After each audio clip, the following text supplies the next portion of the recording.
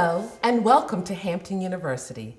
My name is Angela Nixon Boyd, and I have the awesome privilege of serving as the Dean of Admission at what I consider to be the best university on this planet.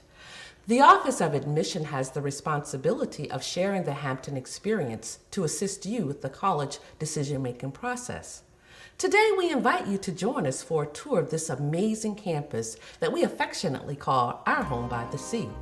And what better way to do that than to have some of our currently enrolled students take you around the campus. So, let's get started. You're perfectly right, Dean Boyd. We would love to show these future Hamptonians their new home by the sea. My name is Michael Adams. And my name is Celine Hamilton, and we will be your hosts for today. So, if you're ready, we're ready. Let's go. We're at one of my favorite spots on campus, the waterfront. This is where students come to relax and hang out with friends. And fun fact, it's Wi-Fi accessible. So yes, you can do your work here too.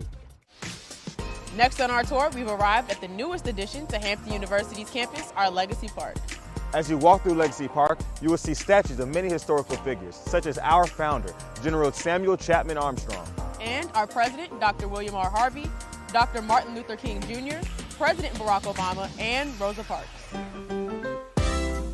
Now we're at Hampton University's Memorial Chapel. Chapel is non-denominational and holds services every Sunday from 11 to 12. Next, we've arrived at Hampton University's Academy Building. The Academy Building houses our Naval ROTC program as well as the William R. Harvey Leadership Institute program.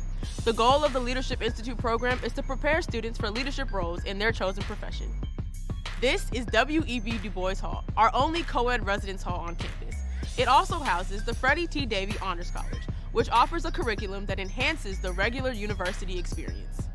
James Hall is a newly renovated freshman male residence hall that is fully equipped with suite-style living spaces. We have now arrived at the largest freshman female residence hall on campus, Virginia Cleveland Hall, also known as VC Hall. Now I gotta say, this is my favorite residence hall because this is where I stayed my freshman year. On the left side, you'll find traditional style rooms, while on the right side, you'll find suite style rooms. Welcome to Turner and DuPont Hall. The School of Science is home to majors such as biology, biochemistry, chemistry, computer science, cybersecurity, and physics. Hampton University School of Pharmacy offers an academic program that produces clinically astute professional pharmacists who are currently competent, who expose lifelong learning, and who use technology to their advantage and to that of their patients.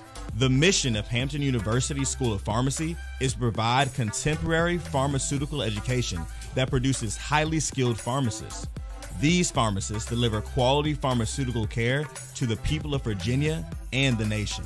The Hampton University School of Pharmacy is the #1 producer of African American pharmacists in Virginia. Buckman Hall houses the School of Business, which includes finance, accounting, and the 5-year MBA majors. Also, the school's 2 computer laboratories and the departments of business administration, management, marketing, entrepreneurial studies, and economics are housed here. The business school recently received resources from Wells Fargo and Prudential Financial to upgrade the school's electronic classrooms and to add future assets for students. We are at the Hampton University School of Engineering and Technology, better known to the students as Olin.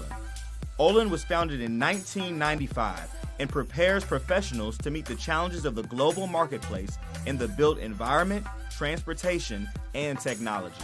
Our engineering students have placed first in the National Advancing Minorities' Interest in Engineering Design Challenge competition 3 years in a row. Hampton University was the first college in the state to offer a nursing program. Hampton University School of Nursing has been training nurses for 129 years and training baccalaureate nurses for 27 years. We are the oldest continuous baccalaureate program in the Commonwealth of Virginia. We continue to strive to be the #1 producer of multicultural nurses in the nation. Rear Admiral Sylvia Trent Adams has served as the acting Surgeon General and is now the Principal Deputy Assistant Secretary for Health in the United States of America and is a proud Hampton University School of Nursing graduate. Next, we've arrived at Armstrong Hall, which houses the School of Liberal Arts and Education. as well as the university's English, mass media, foreign language, and music departments. The Little Theater can also be found inside, where plays are put on each semester free of charge for our students.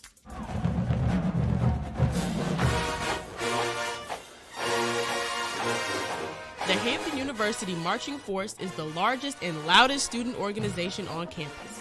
Comprised of over 200 members, the Marching Force has performed in Barack Obama's inaugural parade, the New Year's Day parade in Rome, Italy, and the Honda Battle of the Bands. The drumline has also performed in the Tournament of Roses parade, and the band has recently been selected to perform in the Macy's Thanksgiving Day parade. The next academic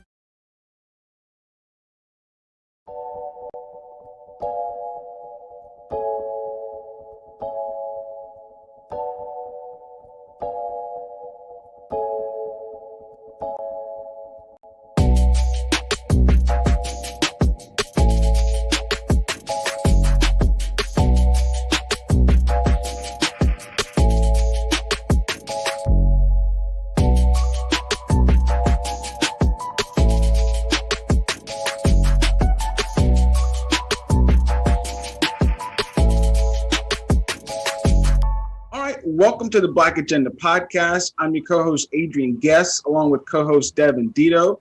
Today, we are continuing our HBCU Awareness Series, and we're bringing you Hampton University and President Dr. William R. Harvey. So let's start off by giving some background about Dr. Harvey. Dr. Harvey is president of Hampton University and 100% owner of the Pepsi-Cola bottling company of Hampton, Michigan. Since 1978, he has served the distinction as president of Hampton University and created a monumental legacy during his 42-year tenure, which is one of the longest tenures of any sitting president of a college or university in the country. Dr. Harvey served 3 years on active duty with the United States Army and currently is a lieutenant colonel in the U.S. Army Reserve. Dr. Harvey earned his doctorate in college administration from Harvard University in 1972. Not to let everybody know how old he is, but prior to assuming his current position as president, Dr. Harvey served as assistant for governmental affairs to the dean of Graduate School of Education at Harvard University, administrative assistant to the president at Fisk University, and as administrative vice president at Tuskegee University, and we've talked to two of those.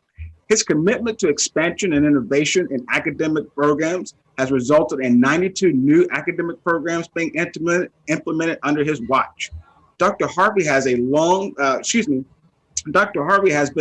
active on the national scene as a result of his appointments to national boards by 6 presidents of the United States. Lastly, along with his duties as president of Hampton, Dr. Harvey serves on and has served on numerous corporate board of directors. So viewers, as you can tell, we've got another spectacular guest, someone who is an example of excellence, someone who is leading our HBCUs. Dr. Harvey, we're ecstatic and thrilled to have you joining us today. Well, it's absolutely my pleasure, and I thank you, and I thank you for that wonderful introduction. Yeah, I mean, it's Dr. Harvey. It's no stretch to say you're quite an accomplished individual. Honored to have someone of your talent and intellect on the show, because we've seen throughout our HBCU presidents, y'all are bright individuals, and as we talked about your bio, you've led the helm of Hampton University for over 40 years. And one of the things that I kind of gathered throughout the website is that your vision and your determination have kind of been like the lifeblood of the university for a long time. And everyone that talks about you say that you're like a beacon and a mentor to anybody that interacts with you. Your motto, dream no small dream, which I believe is a motto that should be throughout our entire HBCU community, speaks volumes. So our first question to you, Dr. Harvey, explain what that motto has looked like over your 42 years at Hampton, and take it further and tell us what can we do to get that message to resonate within our community as a whole, especially when you consider a lot of African Americans aren't attending HBCUs. Well, first of all, let me say that I believe very strongly in the whole concept of team. We have done really well here at Hampton. But I also say that collective competence is better than individual competence any day. I don't care how smart, how any one man or woman may be. collective competence is better. So part of my model is to make sure that the team is the dream. I am the team leader, and I'm a tough team leader. But the fact is that putting together, we have done the kinds of things that you have talked about, the 92 new degree granting programs. We have the world's largest proton beam cancer treatment center, where we are treating prostate, breast, lung, ocular, head, neck, and brain cancers. We've got the 4 satellites that are flying right now as you and I are speaking. We have a large antenna that can detect storms, hurricanes, tornadoes up to 2,000 miles from here. Nobody else in this region has that. The major schools, the majority schools, or any schools. And I like to dream no small dreams. That's what I was taught in little old Bruton, Alabama, that if you work hard and you include others in as a part of your team, there isn't anything that you can't accomplish. Yes, there was racism. Yes, there is. But that's an excuse if you let that keep you down. What you got to do is to just keep on pushing. And that's what we have done. You know, I've had 17 of my vice presidents become presidents of other institutions. That gives you an idea of the kind of team that we have had and the emphasis on the on teamwork. I'm also a very conservative as it relates to finances. When I became president here at Hampton, we had not balanced our budget in a couple of decades. Well, fortunately, with the help of faculty and others, the team, we have balanced our budget every single year. Our endowment was $29 million when I became president. It's now a little over $340 million.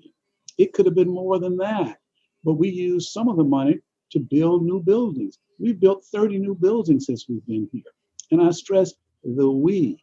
So the fact that I believe so strongly in the team, and the team approach has produced the outstanding results that we have here. The other thing that I look for and that I insist upon is that members of my team have to understand how important management is. You know, this is an educational institution, but the fact is that we need good managers in our deans, in our vice presidents, and in others. And I insist on that, and things have worked out exceedingly well. I'll end this little soliloquy by simply saying that, reiterating, the team is the dream. You know, Devin, before you say your question, the only thing I wanted to say is that I really hope that viewers pick up on that team mentality, because one thing that Devin and I have talked about is how within our own community, we often try to pull each other down rather than work together and you know, kind of propel each other forward. So viewers, please take, you know, heed to Dr. Harvey's, you know, message in that, because that's how he's been able to build that dream, is by having a team, and that's how we can repair our community. My bad, Devin. Just wanted to highlight that part. No, that's a great point. And we've heard too, talking to other presidents, how just even within the presidents of HBCUs, it's more of a team mentality. We're mentoring, we're teaching, learning new things from each school. And so that's really, you know, awesome to hear that is the motto down at up at Hampton University. And one of the things, you know, we've heard too, is that the story of HBCUs needs to be told much more. It needs to be told far and wide. And some people, you know, may look at HBCUs in 2021 and may wonder, you know, why they exist and why we still need them, you know, because they did start off as institutions primarily for teaching African-American students. And so, you know, we talked about during the early part of your career, you made, you know, some stops at HBCUs like Fisk University and Tuskegee.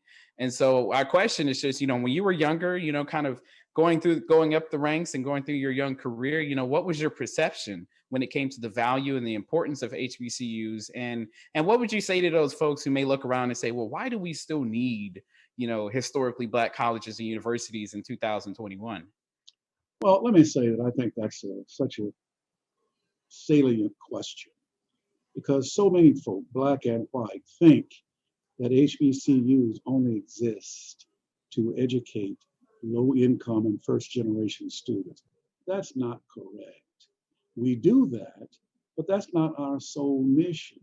And if you look around, and you know, I know Hampton intimately, but if you look around, those institutions that have schools of pharmacy like Xavier, institutions like Howard and Harry and Morehouse, medical schools and law schools, Tuskegee with veterinary medicine schools, that offer PhDs and pharmacy. Hampton offers that as well. So the fact is that even though we are sensitive to African Americans and others, Hampton has about 20% other enrollment. I always hope that Hampton will remain an HBCU. So 20% other, 80%. But the fact is that we teach life skills. Hampton University was founded by General Samuel Chapman Armstrong, and he founded this school to provide education for recently freed slaves.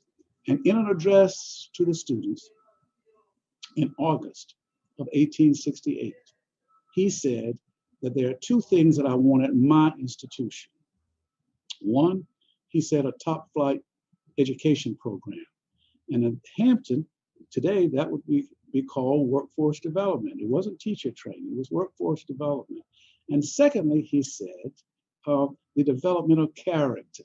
And he thirdly said, and of the two, the development of character is more important than the other. Now, as a 12th president, I think the very same thing, because when you talk about life skills, think about what character means, what it meant to him and what it means to me. It means honesty, integrity, respect, trustworthiness, responsible personal behavior, other life skills such as perseverance, civility, loyalty, things like that. That's the quality difference in a place like Hampton that you're not going to get at some of our majority institutions, along with biology and chemistry and pharmacy and psychology and business and so forth. So I think that that's kind of a misnomer when people think that our only raison d'etre is to take care of low-income folk and first-generation folk. No, that's not it. We have, from the very beginning of schools like Hampton, we've been doing things that we continue to do today. Now, we don't have workforce development as a curriculum now. You know, we've got 12 PhD programs now. We got 29 masters and so forth. But the fact is that Black schools all over the country, and I named just a few, but there are others that are doing such great work that I think that we add to that, certainly at a place like Hampton, because I can speak for Hampton. We are talking about becoming a outstanding man and woman. And that's the kind of thing that General Armstrong talked about, and that's the kind of thing that I talk about, and that's the kind of thing that I talk to and coach my folk who are my vice presidents and deans and others who have gone on to other institutions. No, and that message there is one that needs to be heard as far as why HBCUs came about, but also why they are still important here in 2021. Everything you just named as far as trustworthiness and those building, you know, a man and a woman who are going to go on to be great, you know, productive citizens in this country is something that's not ever going to be not needed. You know, we're always going to need institutions that are going to cater to students who, you know, like you say, you don't just cater to just first generation or low income. Anybody can go to a Hampton University or a Fisk or a Claflin and do great things and be able to get to the highest tier of their careers. We've heard a lot from, go ahead. Yeah, and the fact is that even if you're from a low income or first generation, you can go on to greatness. That's the point. That's the point. You know, even if I look at Hampton right now, you know, We had Ruth Carter won an Oscar last year. A Hampton graduate has just been named president of MSNBC. I mean, I could just go right down the list of people, and everybody didn't come here with a silver spoon in their mouth. What they came here with is an opportunity to excel. And that's what we push, and that's what we're going to continue to push.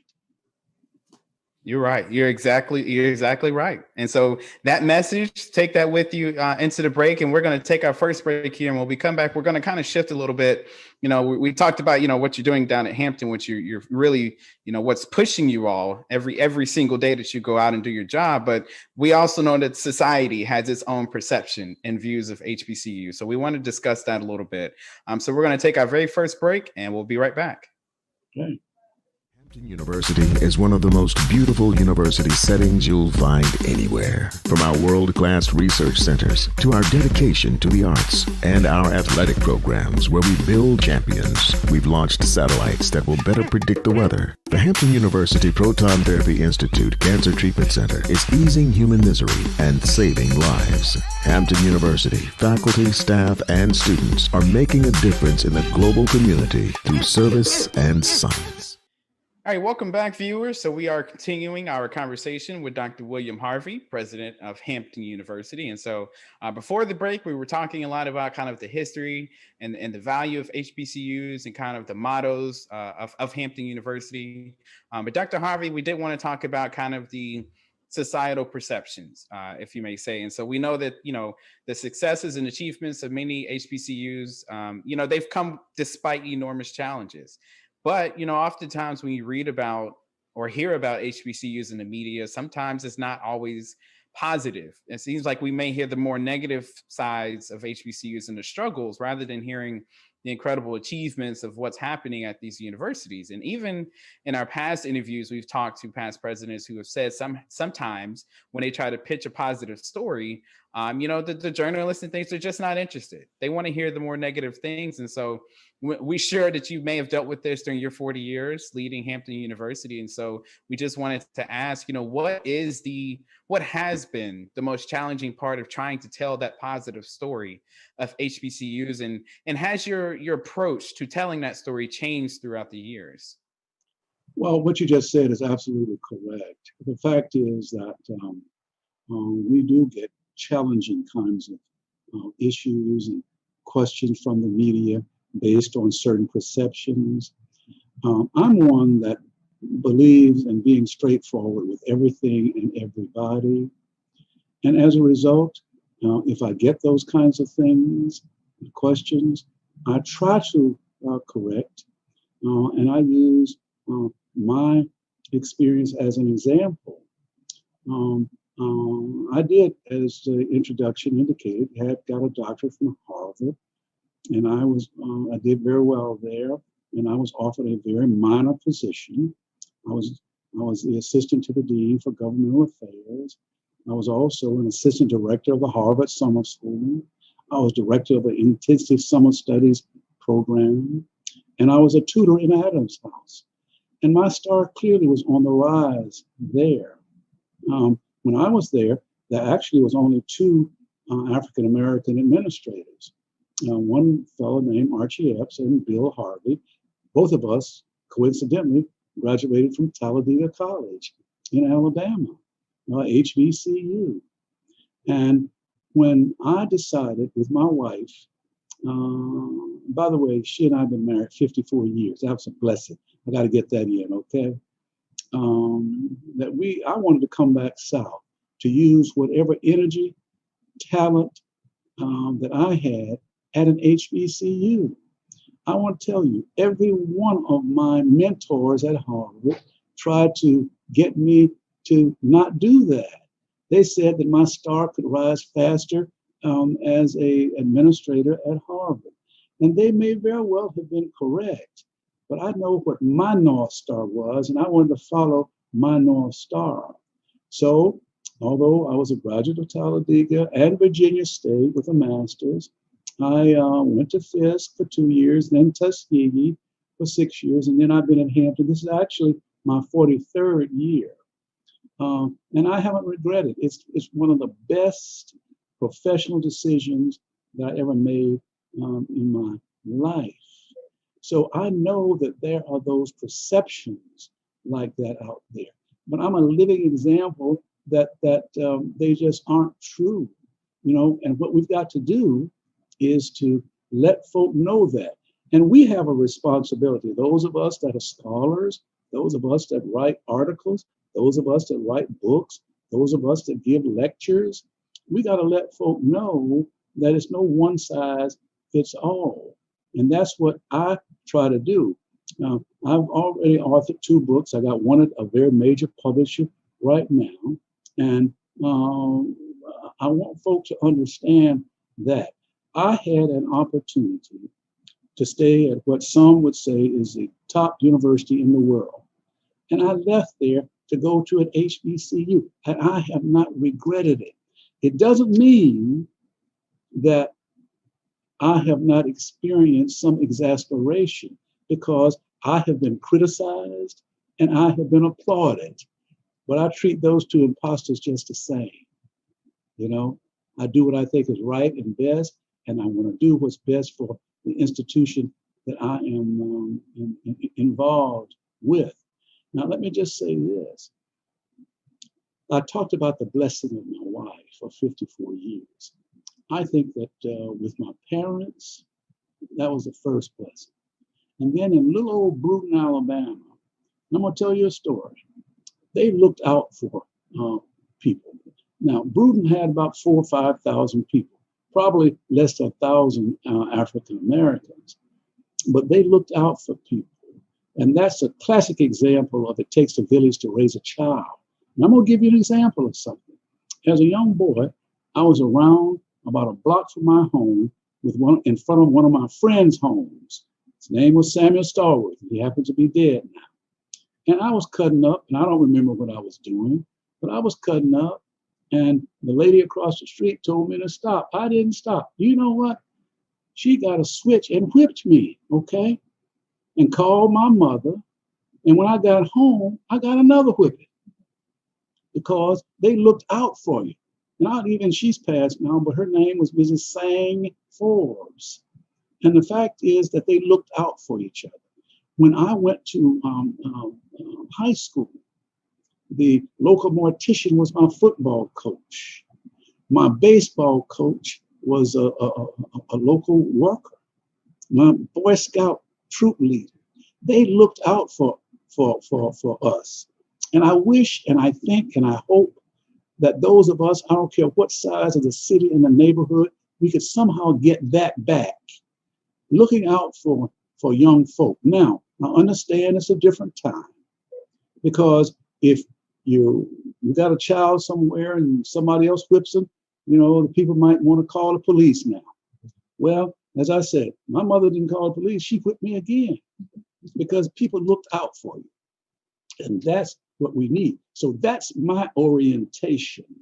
And that's why throughout my life, whether or not it was in the armed services or at a place like Harvard or Talladega, I understood that I had to try to do the very best that I could. HBCUs are classic examples of turning that stone into a shining diamond. And there are so many of us, and I'm not the only one. And that's what I hope and pray that we can continue to do, despite some of the media that might not understand that. And some of that may very well be coming from people that look like us. But I'm here to tell you that is not the case. That is not the case. You hit on so much, Dr. Harvey. That is absolutely right. That's, Devin and I, we talk about that narrative because I'm from Mississippi and there were HBCUs, but because, we graduated top in our class, we were told we needed to go to Mississippi State or Ole Miss. We were told don't go to, those schools or anything like that. And what you're saying, it just speaks volumes to counter that narrative. And it kind of just goes into the fact of what you were saying, how, we as people of color, we really have to go towards that level of excellence. Like you said, HBCUs, y'all have been, beacons and pillars of excellence. You talked about, how Hampton, partnered with NASA to have the satellites, and you even talked about the proton cancer treatment facilities. I mean, when you look at Hampton's ratings from U.S. News and World Report, I mean, y'all rank top among universities, top among HBCUs. So y'all are, like I said, leading the charge in excellence and uniquely positioned. But our question here is because we're really trying to counter this narrative and really just almost transcend this throughout our community. So, Dr. Harvey, what can we do to get this across to the African-American community as a whole to really show why it's necessary for people of color to be better than great and work towards that excellence and defy these societal stereotypes and perceptions that we're talking about? Well, first of all, I think that you do things like what you all are doing, your podcast. You get the word out. Secondly, you talk to people about having them come to visit. Hampton, in my judgment, and I know it's a prejudicial judgment, is the prettiest campus in the world. We got water on 3 sides of our campus. It's pretty.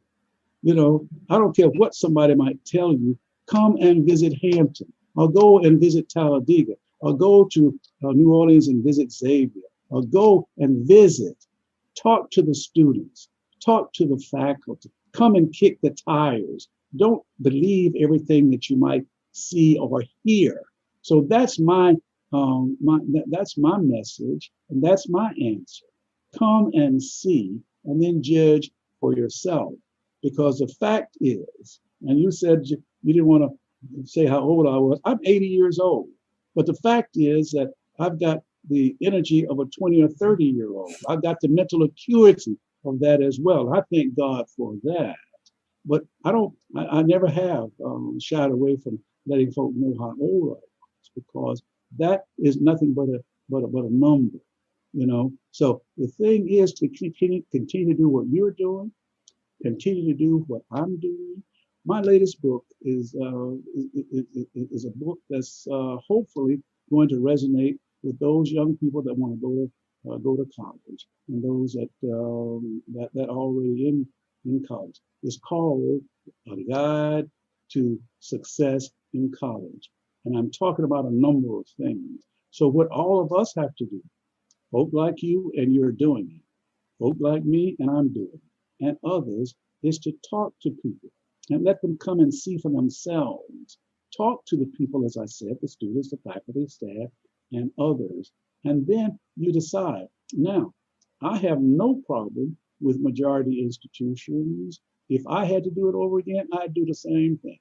I'd go to Talladega and Harvard. I think those are 2 of the best. One happened to be an HBCU, one happened to be a majority institution. But the fact is, do that.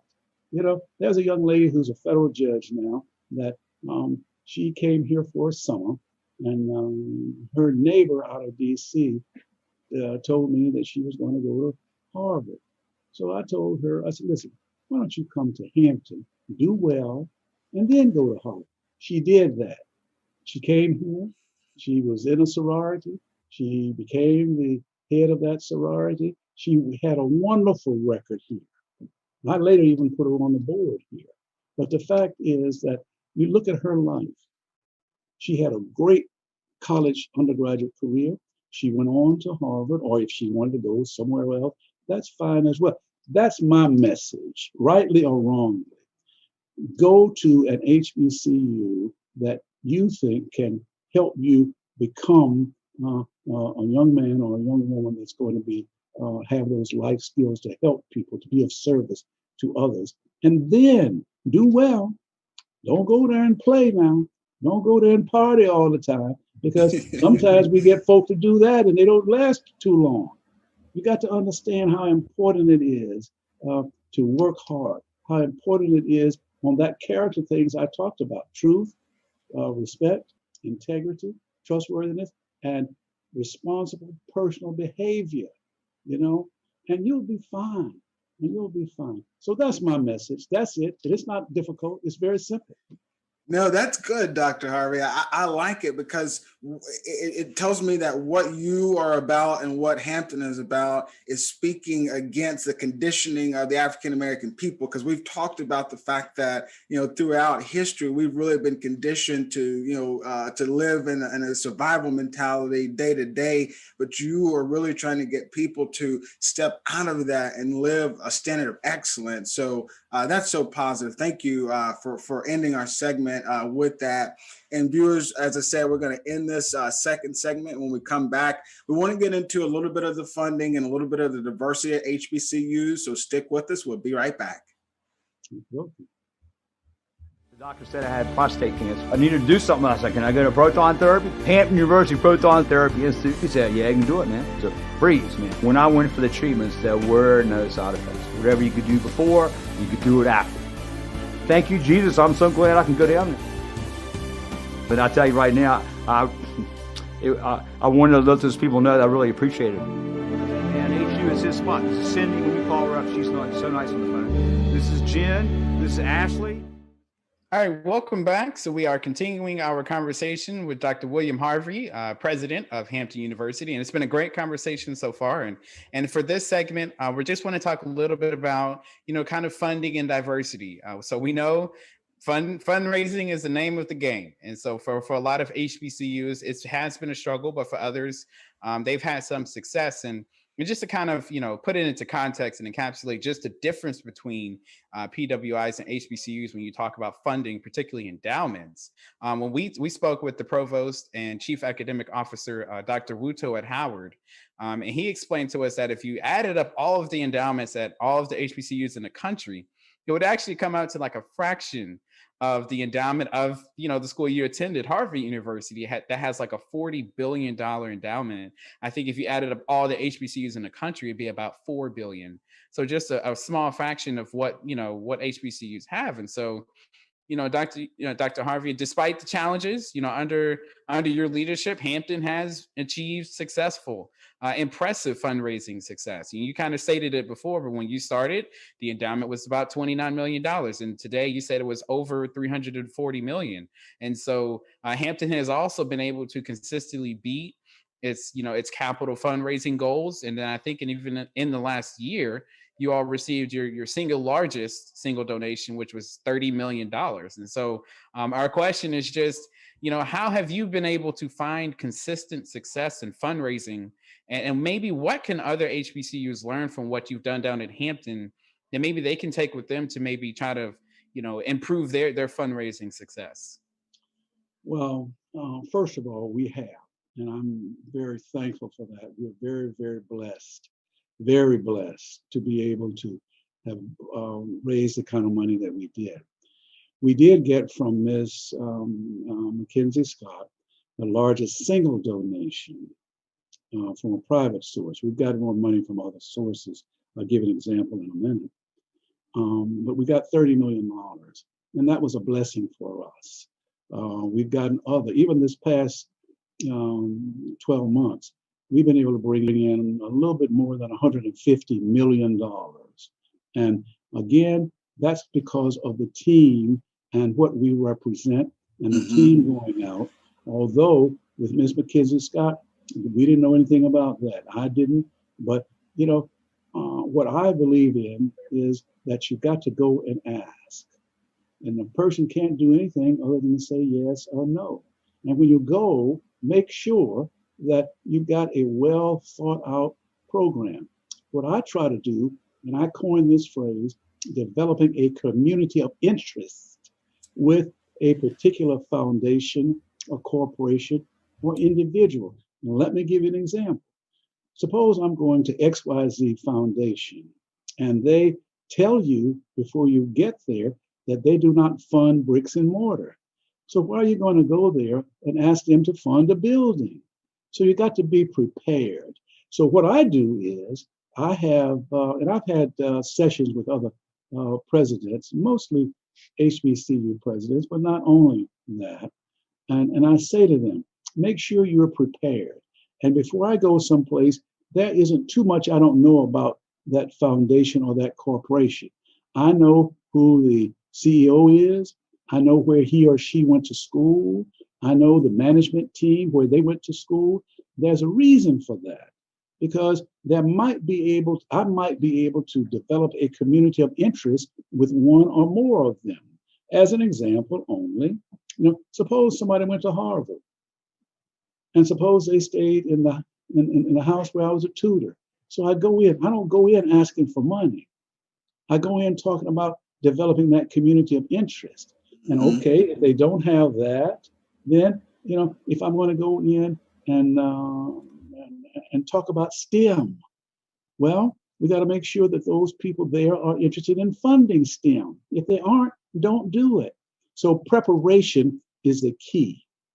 Articulation is another aspect. And the fact is that I do believe that if you don't ask, you're not going to get. Now, I will say this, and you've heard me use the word blessed a lot. There are very few places that have not responded positively to an ask that I've been able to make on behalf of Hampton. But that's because of Hampton, our reputation, what we're doing with training young men and women, and the way that it is articulated to that particular entity. So that's what we do. And it has proven very, very successful. No doubt at all. I mean, nobody can deny that. When you've got a proven track record, people see that as a great investment. They'll know there'll be good returns on that investment. One of the other things that we wanted to talk about within this segment is a little bit of diversity, because we did a lot of different episodes for for Black History Month to really talk about how we need to tell our narrative as the African American race. And whenever we think about it, HBCUs are masters in telling the story and really uplifting the African American community and the African diaspora as a whole. Not only that, but whenever you think about institutions like Hampton, like Howard, like Spelman, and et cetera, you have a mindset of of prestige and different things of that nature. Conversely, we've seen organizations like Black Lives Matter who've maybe stepped up to try to create some more culturally diverse curriculum for K through 12 schools. And actually, that's kind of been looked and ill received. Even some states have maybe banned that. So we've thought maybe, if we had, a Hampton or Harvard, or rather a Hampton or a Spelman or Morehouse or something like that, to take more of an initiative to tell our story, maybe rewrite a curriculum or something like that. How do you think that would be, received within the community? Because we know it's not maybe the HBCU responsibility to, go into K through 12 schools, but how do you think that would be, received in the community? And what value do you think that could maybe add in preparing future adult citizens to being more culturally aware and accepting of other races? Well, let me tell you this, and give you an example. I like to teach by example. When I became president, I got a number of committees together, but I got a committee together and said that I wanted them to develop a course that every single freshman would take. I don't care if they were coming in here in physics, biology, music, nursing, I didn't care. And it's called University 101. And I said I wanted those freshmen to be able to take courses in not the whole year, but it's 1 year in African American history, in African American literature, in African American music, but also European history, Far East history. I wanted them to be well-rounded citizens. And even today, we're doing that so that you get a smattering of African American history. Suppose you're from an area where you hadn't gotten that in school.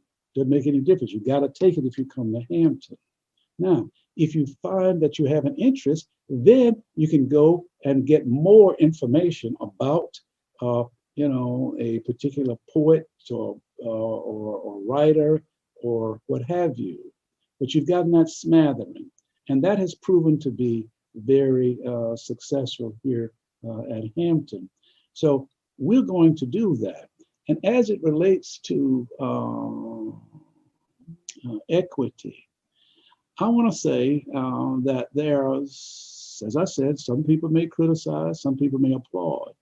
I treat those two imposters just the same. From the time that I was a kid, my parents taught me to make sure that I gave everybody an opportunity. I don't discriminate against anybody. Men, women, young, old, black, white, gay, straight. I don't discriminate. I don't go out and look for either one of those. But when I've got a position, then I want to be able to get the very best talent available. And I don't care which one of those categories they might fit in, as long as they can do the job. Now, if they don't do the job, they're not going to stay here very long. But if they do the job, it's okay. And that's the way I operate. That's the way I have operated. When I became president, my administrative cabinet was all men. Now, my administrative cabinet is all women. Now, I didn't set out to do that. I'll say that publicly. I set out that when I had a vice president for academic affairs, or I had a dean of business, or I had a vice president for student affairs, I looked for the very best person. And I've had white people fill those positions. I've had mostly African Americans, and right now they happen to be all women. I don't give women any more break or leeway than I do men. They got to perform. And the fact is, I believe truly that I got one of the best teams that I've ever seen. And I can say this to you. I have chaired about 30 or more Southern Association accreditation visits at HBCUs, at major white schools. And as you know, I went to Harvard and so forth. We got a heck of a team here. They happen to be women. That's okay with me, because the fact is they're good. And no, I'm gonna change that. They're great. It's a great team. And that's why we have excelled. And that's my message when I speak to people and when I write articles and books and things like that. And I have lectured at Harvard and Yale and Georgetown and William and Mary and Tuskegee and Howard and places like that. I don't change my message. There may be some people who don't like that. I really don't care, because that's what I believe in. I believe in equity. I believe in talent. I believe in hard work. I believe in character. I believe in life skills. And if you got them, you can work with me. If you don't, go somewhere else. You're absolutely right. I like that right there. You just laying it out perfectly, and just speaking volumes to what we need. That being connected, being that team, being that community. I really hope that is something that we can see that starts to really get to students before they get to HBCUs. Like I said, in those K through 12 schools, that really starts to ingrain them to start to build that dynamic of being a more global citizen, a more engaged citizen, because that is what we see happening at HBCUs, from Hampton to Howard to Tuskegee. Everybody's building the next generation to think more like a visionary and think more beyond. So that is really great to see that y'all are continuing that for generations to come. So viewers, we're going to take our last break here. When we come back, we've got to get Dr. Harvey's final message, just a way to wrap up our episode, send it off to you in a great big old bow. So stick with us. We'll be right back. Thank you so much.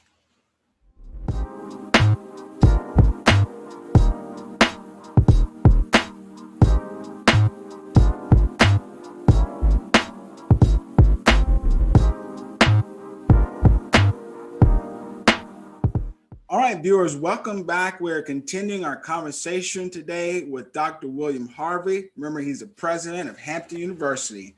So, Dr. Harvey, just to kind of, leave our episode, we always like to do a final message. I'm going to kind of set the stage up for you. Your vision back in 1978 when you got to Hampton Institute, it must have been a grand vision, because you've done great work to transform Hampton University into a leading institution that's recognized around the world. Like any great in African American history, you defied the odds, and your achievements speak volume in your work ethic and your dedication to building a culture of excellence. We know that you are set to retire in June of 2020, but we also know that the work you are doing, it has to continue. It can't stop in June 2020. Not only must it continue at Hampton University, but it must continue throughout every African American neighborhood in America so that we can really set that standard of excellence that Hampton embodies. So, Dr. Harvey, leave us with a message that speaks to why your mission and journey is not over even when you retire, and why we as people of color must continue our efforts towards equality, opportunity, and excellence so that we leave our people better off than when we got here. Well, you said June of 2020. It's June of 2022. Oh, so, there we go. Thank you. No, that's great. That's great. Well, look, here's the thing. I have said throughout this interview, and I really appreciate you giving me an opportunity to say it. Hampton has done well because of the team. When I was being interviewed for the job some 44 years ago now, I was 36 years old. And the question came to me from a trustee, if we elect you, what will you do? I said, I will run Hampton like a business for educational objectives. And that's what we have done. And so I believe in input. I believe that people who have to live with decisions ought to have input into the decision-making process. I don't have a problem making hard decisions, but I do believe strongly in input. So that's what I do. And that's what we have done here at Hampton. And as a result, the collective competence of the various team members, including the 17 that have gone on and become presidents of other institutions. The only one that I've got left right now is the president of the University of Bahamas. But I've had 17. This is what we do. And that's what I said to the board, that's what we were going to do. We were going to have an institution that was going to be run like a business for educational objectives. And the thing that I said several times, I'll repeat, because the fact is that it's the team that's the dream. And I believe strongly in management. I'm not going to ever change that. You know, I mentioned earlier that we had a proton beam cancer treatment center. We're treating right now about 65 patients a day. Prostate, breast, lung, ocular, pediatrics, head, neck, and brain cancer, 65 a day. But that's a healthcare business. We got to make money in order to do the great work that we are doing. And the same thing is true of an educational enterprise. It's an educational business. And that's what we've done. So the fact is, I'll leave you with this. It's the team, that's the dream. We practice good management. We want people to understand how important it is to not only be a physicist or a pharmacist or a nurse, but also to be a decent human being, to be someone that has character. And I mentioned that several times. And if we talk further, I'd mention it several more times, because that's important. That's important. And that's what we do. And that would be my message, not only to your audience, but to anybody else. It's important to have a skill, but it's also important to be a decent human being. Okay? No, you're doing it. You're absolutely right on that, because one of our very first interviews we had when we started this podcast, we talked to a clinical psychologist, and one of the things he said is that with the African American community, one of our issues is just life skills and just having good character, even going to bed on time and different things like that. So what you're talking about is what we call it, in sales, just table stakes, just basic things that you've got to bring to the table. And as you bring them to the table, we're going to mold you into that standard of excellence here at Hampton. And I mean, it's like I said, it's been awesome talking to you.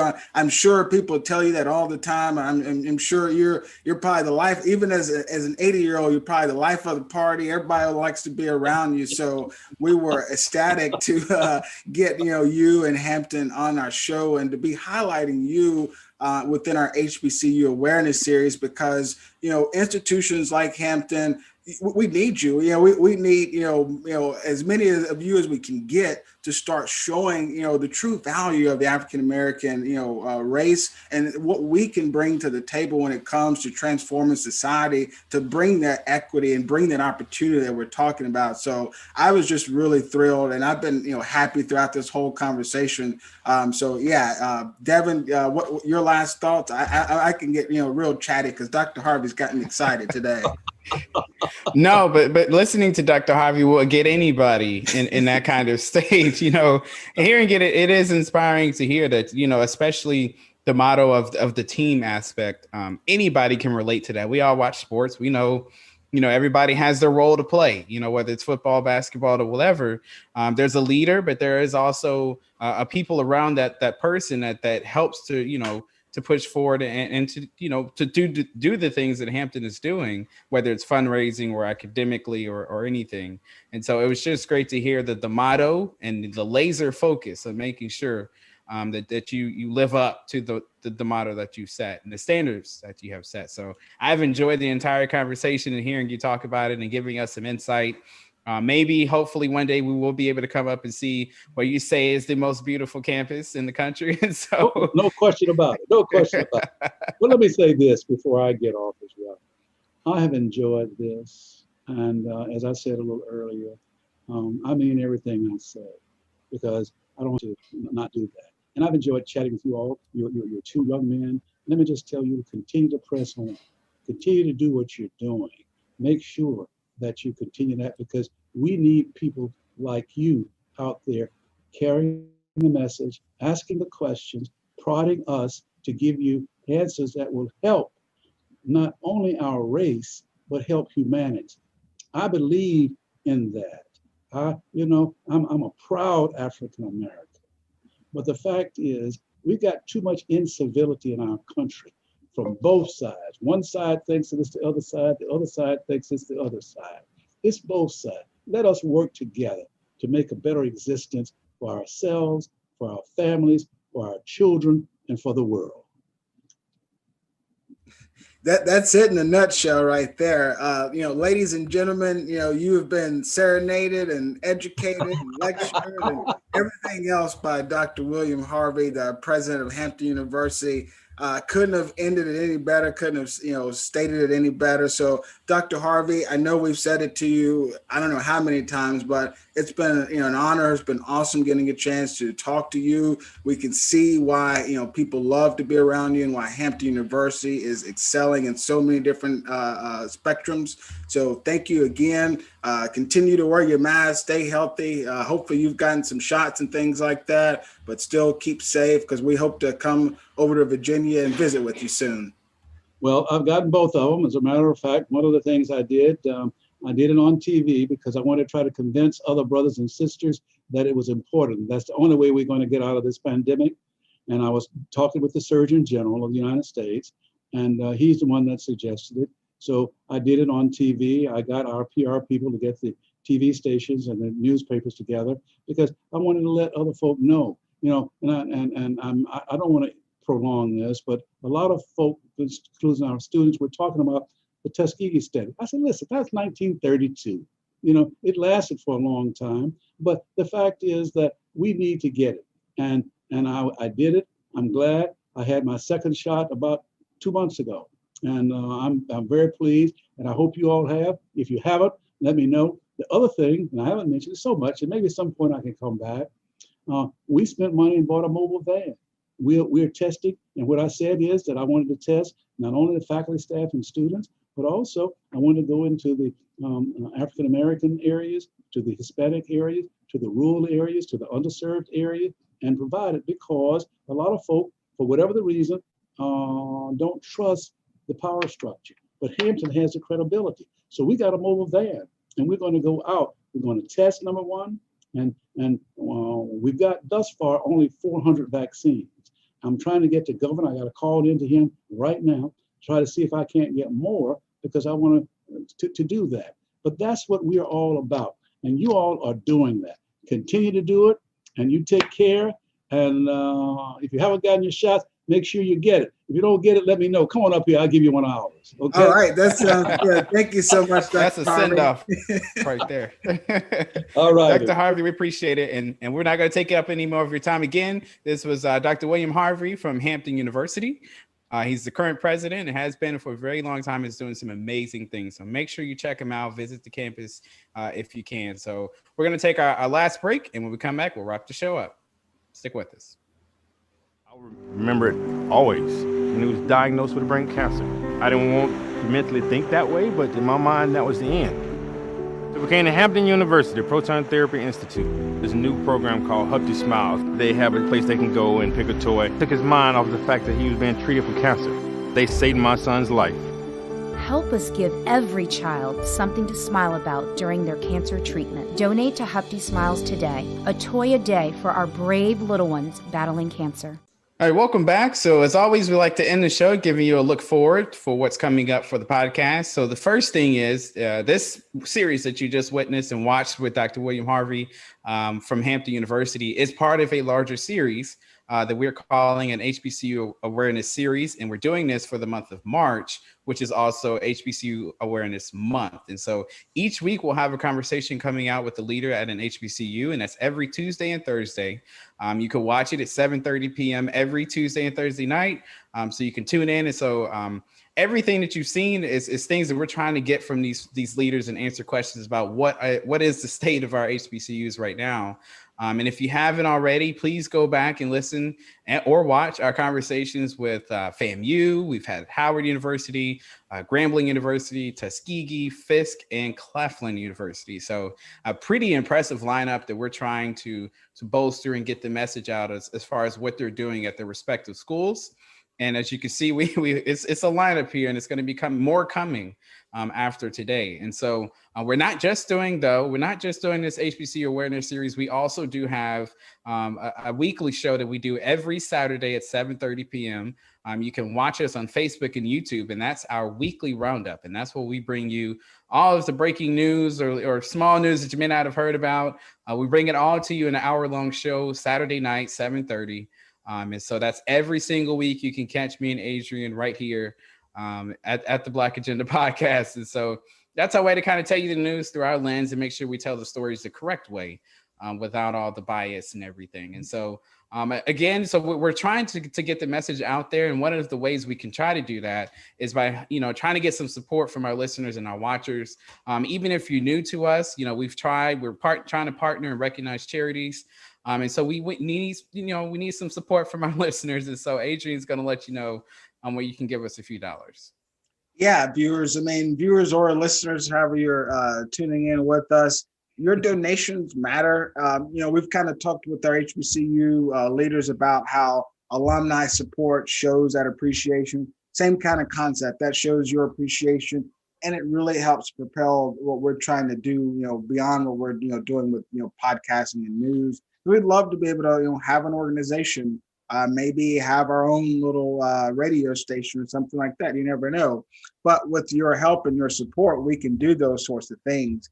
All you got to do is go to our website. It's just blackagendapod.com. Click on the donate button and start off by giving $1. $1 a month is a simple contribution, very small, and it's something that can really snowball and build and lead toward great things for us. Like being able to partner with other organizations, which we're trying to do by having our Charity of the Month, which March is actually going to be the Thurgood Marshall College Fund. By you giving donation to us, we can maybe donate to them. You can even donate to them as well, because their mission is great too. They're working to make sure that people that look like you and I, people who aren't looking like you and I, can continue to go to these great institutions that we're having on our show, these HBCUs. Their mission is to ensure student success by promoting educational excellence and preparing the next generation of workforce talent through leadership development. So great things there. We're promoting some great things. We'd love to have your money so that we can keep doing this because, as Devin said, it's not free. and we'd love to see your support in our bank accounts. There it is, straight to the point. There, we would absolutely appreciate your support. And so, lastly, before we go, we always like to tell you where you can find us on social media. So remember, we're on all the major platforms: Facebook, Twitter, Instagram. You can find us at our handle, which is at Black Agenda Pod, and that's at Black Agenda Pod. So make sure you go there and check us out. Follow us, share, whatever videos and content that you see with your fans, family, coworkers, whomever may be near you, around you. Share it with as many people as you can. We're just trying to get this in front of as many viewers and listeners as possible. And so, again, a huge thank you to Dr. William Harvey and Hampton University for making him available to us. And again, make sure you go to our YouTube channel. Just type in the Black Agenda. You can subscribe to make sure you don't miss out on interviews like what we saw here with Dr. Harvey. So again, we appreciate you watching and listening, and we'll catch you next time.